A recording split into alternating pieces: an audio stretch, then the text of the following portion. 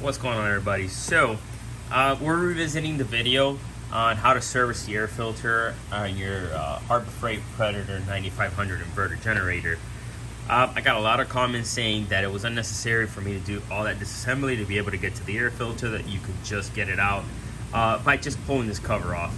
So that's partially true, and I'll explain why. So this cover for the air filter is a two-piece. So this one's bolted to the carburetor, and then this is the one that's held on by these quick removal snap clips, or whatever you want to call these things.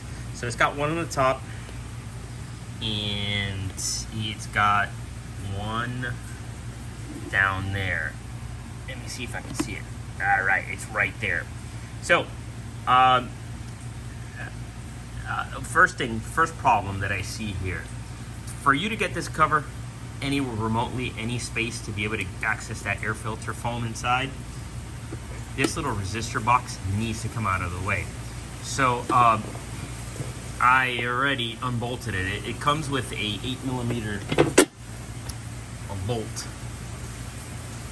and it gets bolted to this part of the frame, of this aluminum frame inside the generator. So I saved the trouble and it just already pulled that off. You're gonna need a 8mm ratchet, or even better, an 8mm ratcheting wrench is what I recommend for that. So once you pull that off, you're gonna get this out of the way. It's anywhere up here, so it's not in your way anymore. And now we got a little more space here. Now, one of the other problems you run into is that this plastic right here, where I've got my pointer finger on, blocks the airbox lid from coming farther out. That's one of the problems. The second problem is that bottom clip, it needs to pivot and it needs to turn over. When you try and do that, there's not enough space in between the bottom case here, this plastic, and the clip. And I'll show you here on the top one. When you pull it up, it needs to be able to turn over like that. And if it doesn't do that, it won't release. So that's attached to that. I got that loose. When you try and do the bottom one, it gets stuck and it hits here and it just won't come loose. The only way I see possible of flipping that over, which is what I did on the previous video, is if you unbolt the two motor mounts. So you got one there where I'm pointing at, and you've got one behind the battery. They're nuts that are bolted on the bottom, and you can access through the bottom here. And by doing that, you can pry up on the engine, and when you do that, you'll be able to throw that over. So I'm like, I mean, what's the point of doing that? Also, removing motor mount bolts to be able to get the air filter lid just to service the air filter, you know, when the instruction says that you need to service it every 50 hours. So you notice there is now some play. The bottom clip is still connected because there's just no way to get it to turn, like I said, without unbolting that motor mount. So you can pull this out right here, right? And you'll see that in there is the air filter. My only problem with this is that when you try and pull this filter out, mine is clean because mine doesn't have, I think it's 26 hours, and it's never been run outside, so it hadn't to worry about dirt and particles and stuff getting into it.